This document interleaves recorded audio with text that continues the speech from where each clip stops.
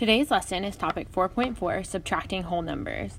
The objective today is that you will be able to subtract numbers to thousands with and without regrouping. Be sure to write the title down in your notes. The problem we're looking at today says, during a gardening project, Reuben planted 168 seeds. Jana planted 191 seeds. How many more seeds did Jana plant than Reuben? In this problem, my keyword that tells me I'm going to subtract is how many more seeds did Jana plant than Reuben. So the how many more part tells me to look back at Jana, and she planted 191. Well, I know that 191 is greater than 168. Therefore, in order to find out how many more seeds that she planted than Reuben, I would have to subtract. In your notes, I want you to go ahead and write down the problem for Jana and Reuben. So we would write 191 minus 168. Today we're focusing on subtracting with regrouping and without regrouping. So regrouping means that we go next door and we borrow from the next place value over.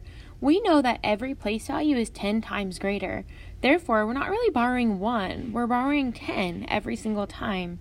So in this first one, if I have 1 right here, I cannot subtract 8 from 1. So I have to go next door. My 9 would become an 8. And my 1 over here, if I added 10 to it, would make it an 11. So I've got 11 minus 8, which would give me 3. And then I've got my middle column now, which is 8 minus 6, which would give me 2. And my 1 minus 1 would be 0. So my final answer would be that Jana planted 23 more seeds than Reuben. In your notes, I want you to go ahead and write down this next problem as well. Remember that you can pause the video at any point if you feel that I'm going too fast or you need a little extra time to write down some information. Write down this problem in your notes. 499 minus 88. This problem is simple because there is no regrouping. So we have 9 minus 8. 9 minus 8, which would give us our 1. In the middle column, I've got 9 minus 8 again, giving me 1. And then there's nothing in this spot, so it would be 4 minus 0, which gives me 4. Please remember to write down your answer and write down that there's no regrouping in this problem. This is your example of that. Today, we are going to work on regrouping as well, but we will be using what we call inverse operations to check our answer. This should be included in your notes. Inverse operations are operations that undo each other. We talked about in class that an operation there are 4 different operations that we focus on: addition, subtraction, multiplication, and division. We've talked about how each operation has an opposite. So the opposite for multiplication is division. The opposite of addition is subtraction. The opposite of subtraction is addition. And the opposite of division would be multiplication. So in these problems, the way we check our answer is we have our original problem we solved right here. We take our answer, and that becomes my top number. I add that, this number opposite. I do the opposite. So I'm going to add this time to check my answer. So I'll add whatever it was I subtracted in the problem originally. I'm going to add that to my answer. And I should end up with whatever I was starting with in my subtraction problem. And if I do, then I know that I can check my answer and it is correct.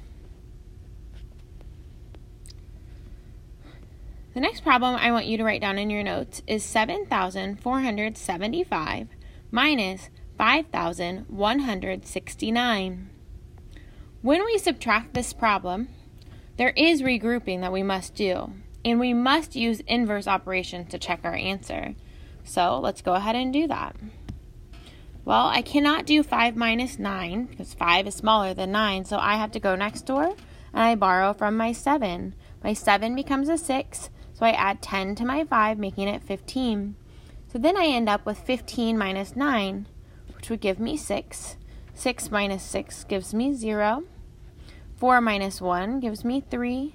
7 minus 5 gives me 2. Well, it does tell me to check my answer with inverse operation. So again, I take whatever answer I get when I solve, and I start with that. 2,306. Plus, remember the inverse operation is the opposite of whatever it was I started with, plus whatever number I was subtracting, so 5,169.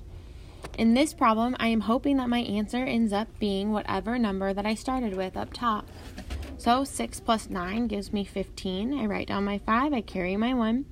6 plus 1 would give me 7. 3 plus 1 gives me 4. And 5 plus 2 gives me 7. So my answer here does check out, so I would say that my answer is correct. Now, in your notes, I want you to write down problem number 1 and problem number 2 to solve. Remember to check your answer using inverse operation.